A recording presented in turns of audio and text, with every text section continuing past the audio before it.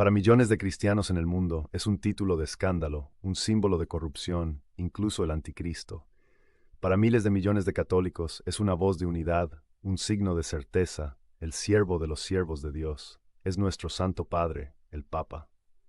Pero ¿de dónde viene esta figura? ¿Es una invención meramente humana, una estructura de poder creada en la Edad Media? ¿O tiene sus raíces en las palabras y en la voluntad explícita de Jesucristo en los Evangelios? ¿Qué tal? Soy el Padre Daniel, y hoy vamos a hablar del tema que quizás más que ningún otro nos define y nos distingue como católicos, el papado. Hoy quiero invitarte a hacer un viaje, no a Roma, sino a las polvorientas orillas del mar de Galilea y a las tierras de Cesarea de Filipo.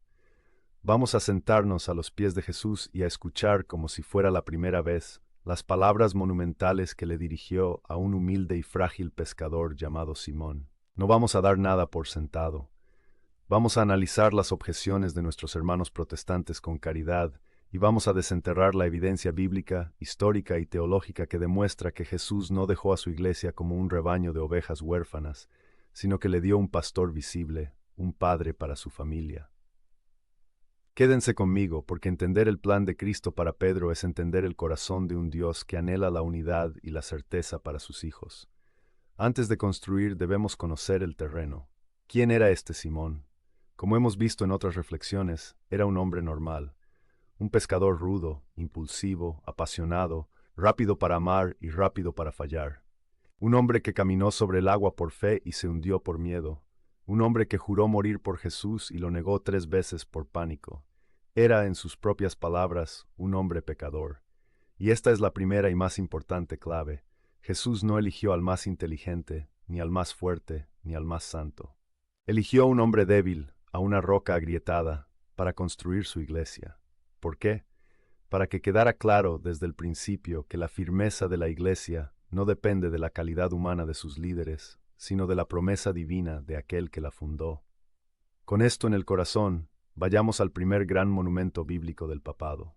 El más famoso y el más debatido, el capítulo 16 del Evangelio de San Mateo. Imaginen la escena. Jesús lleva a sus discípulos lejos, a la región de Cesarea de Filipo. Este no era un lugar cualquiera, era una región pagana, a los pies del monte Hermón, donde había un templo excavado en una inmensa pared de roca, dedicado al dios Pan, y conocido como las puertas del Hades o las puertas del infierno. En este lugar, frente a una roca pagana, Jesús va a fundar su propia iglesia sobre una nueva roca. Les pregunta a sus discípulos, ¿quién dice la gente que soy yo? Y después de escuchar las respuestas populares, hace la pregunta personal, ¿y ustedes, quién dicen que soy? Y es aquí donde Simón, movido no por su propio intelecto, sino por una revelación del Padre, hace la gran confesión de fe. Tú eres el Cristo, el Hijo de Dios vivo. Y la respuesta de Jesús es una explosión solemne de autoridad y de creación. Le dice, Bienaventurado eres Simón, hijo de Jonás, porque no te lo reveló ni la carne ni la sangre, sino mi Padre que está en los cielos. Y yo también te digo que tú eres Pedro, en griego Petros, y sobre esta piedra en griego Petra edificaré mi iglesia, y las puertas del Hades no prevalecerán contra ella. Aquí debemos detenernos y desmantelar las objeciones. Muchos de nuestros hermanos protestantes, con buena fe, dicen que la roca no es Pedro, sino su fe, o que la roca es Cristo mismo. Pero el texto no permite esta interpretación. En el arameo que Jesús hablaba, no hay diferencia. Tú eres Kefas, y sobre esta Kefas edificaré mi iglesia. Es un juego de palabras directo e ineludible. Jesús le da a Simón un nuevo nombre, roca, y luego dice que sobre esa roca construirá su iglesia. El contexto lo es todo, y la evidencia es abrumadora. Pero Jesús no se detiene ahí, le da a esta roca un poder específico. Y a ti te daré las llaves del reino de los cielos, y todo lo que atares en la tierra será atado en los cielos, y todo lo que desatares en la tierra será desatado en los cielos. Para entender qué son estas llaves, tenemos que ir al Antiguo Testamento, a Isaías 22. Allí el rey le entrega a su mayordomo principal, Eliakim, la llave de la casa de David.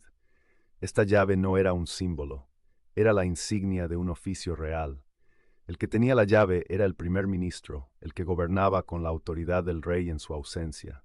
Tenía el poder de abrir y cerrar, de tomar decisiones vinculantes para todo el reino. Al darle a Pedro las llaves del reino de los cielos, Jesús, el nuevo rey del linaje de David, lo está estableciendo como su primer ministro, su vicario en la tierra, la cabeza visible de su iglesia.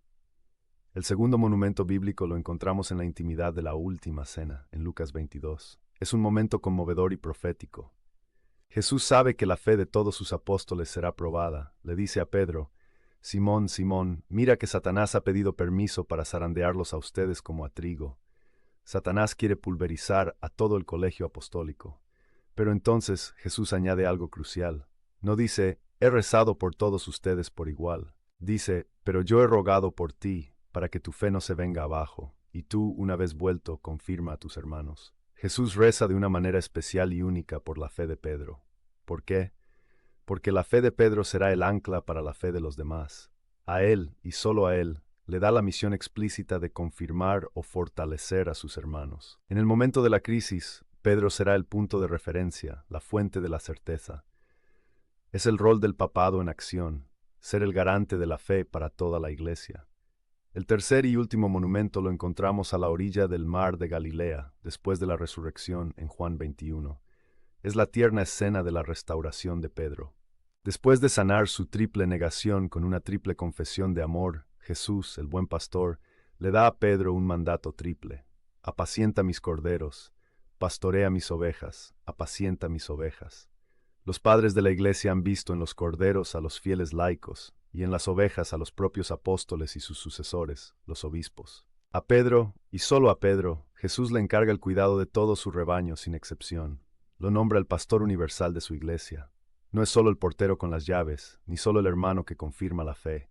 Es el padre que alimenta y guía a toda la familia. Y aquí llegamos al clímax, a la razón del corazón. ¿Por qué hizo Jesús todo esto? ¿Por qué establecer una jerarquía, un líder visible?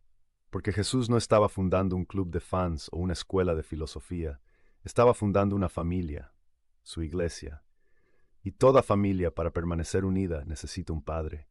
Él sabía que iba a ascender al cielo, y no quiso dejarnos huérfanos, a merced de nuestras propias opiniones y divisiones. En su infinita sabiduría y amor nos dejó un signo visible de unidad, un punto de referencia, un padre en la tierra que representara su autoridad y su cuidado pastoral. El papado no es un poder político, es un don de la misericordia de Cristo a su frágil y a menudo conflictiva familia. El Papa, cuyo nombre viene de la palabra papá, no es un rey en el sentido mundano. Su título más hermoso es siervo de los siervos de Dios. Es una carga, una cruz, un llamado a dar la vida por las ovejas, imitando al buen pastor. En conclusión, la evidencia bíblica del papado es abrumadora cuando se lee con un corazón abierto. No es un versículo aislado, es un patrón que vemos una y otra vez. En Mateo 16, Jesús le da a Pedro la autoridad para gobernar. En Lucas 22 le da la misión de confirmar en la fe, y en Juan 21 le da el encargo de pastorear a todo el rebaño, autoridad, doctrina y gobierno pastoral.